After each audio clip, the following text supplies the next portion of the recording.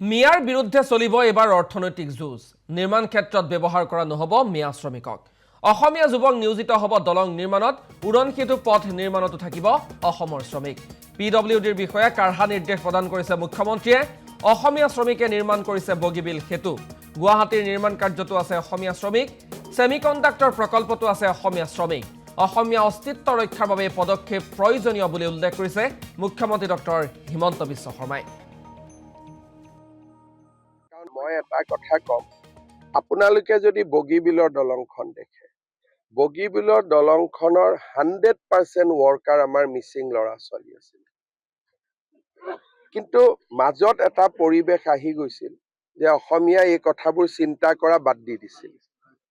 এতিয়া লাহে লাহে আকৌ সেই পৰিৱেশটো আমি উভতাই আনিব খুজিছো। এনেকুৱা নহয় যে আজি কোনোবা এজন মিয়া মানুহ 51 চনৰ আগতে আহিলে, তেওঁকতো কাম কৰাত আমি কেতিয়াও আপত্তি নকৰো। আমিওতো একোটা লজিকেল মানুহ। কিন্তু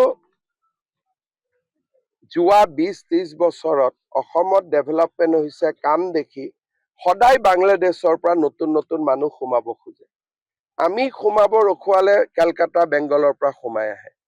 গতিকে অৰ্থনীতিটো যদি আমি ধৰি ৰাখো তেতিয়া তেওঁলোকে সুযোগ নাপায়।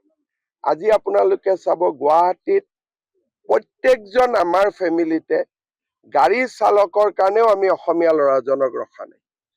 তাৰমানে আমাৰ ল'ৰাই ব্ৰিজ চলাব নোৱাৰে, গাড়ী চলাবও নোৱাৰে নেকি? ডেফিনেটলি পাৰে। কিন্তু লাহে লাহে আমাৰ মনত চিন্তাবিলাক নোহোৱা হৈ গৈছিলে। বগীবিল দলং মই আকৌ কৈছো সম্পূৰ্ণ মিচিং ৱৰ্কাৰে বনোৱা।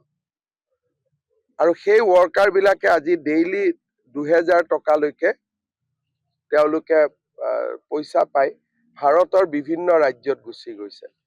জাগিৰোডত যি ছেমি কণ্ডাক্টৰ উদ্যোগ হৈ আছে, তাতে বহুত অসমীয়া লেবাৰে কাম কৰি আছে, বহুত লেবাৰ উভতি আহিছে। গতিকে মোৰ এটা লক্ষ্য আছিল যে ইনফ্ৰাষ্ট্ৰাকচাৰৰ লগে লগে জাতিটোৰ অৰ্থনৈতিক মেৰুদণ্ডও সুদৃঢ় কৰা। সেইকাৰণে কেমেৰাৰ সন্মুখত নহয়, কেমেৰাৰ পৰা দূৰত যোৱা 1.5-2 মাহ আগতে মই PWDৰ সকলো কণ্ট্ৰেক্টৰক মাতি আনিছিলো যে আপোনালোকে লাহে লাহে পৰিৱেশটো সলনি কৰক। নহলে মাজুলীত কাম এটা কৰিবৰ কাৰণেও ধুবুৰীৰ পৰা লেবাৰ লৈ যায়।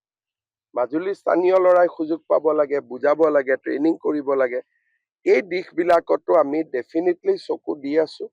আৰু যিমানটো পাৰে বা পৰা যায় আমি ডেফিনেটলি কৰিব চেষ্টা কৰি আছো। এই ব্ৰিজখন তাৰ এটা জ্বলন্ত উদাহৰণ।